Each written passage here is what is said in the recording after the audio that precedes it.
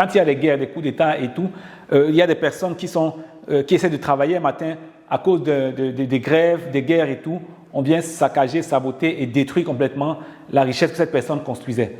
Troisièmement, il y a aussi le manque d'éducation financière. Dans d'autres pays, les choses ne sont pas laissées au hasard. Il y a quand même des efforts qui sont faits consciemment pour essayer d'éduquer les gens financièrement sur comment créer de la richesse, comment la maintenir, comment la passer. Il y a très peu de cela. D'abord, globalement, dans nos pays, il y a encore un problème d'éducation et encore plus grave, un problème d'éducation financière.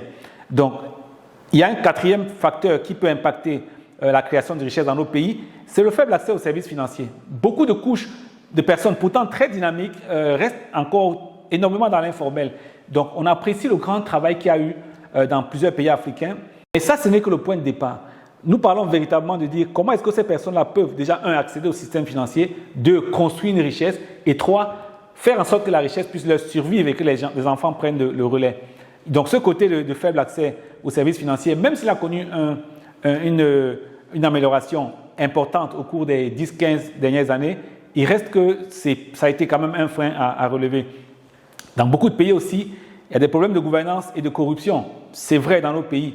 On ne va pas le nier, mais c'est des éléments qui sont liés à notre environnement.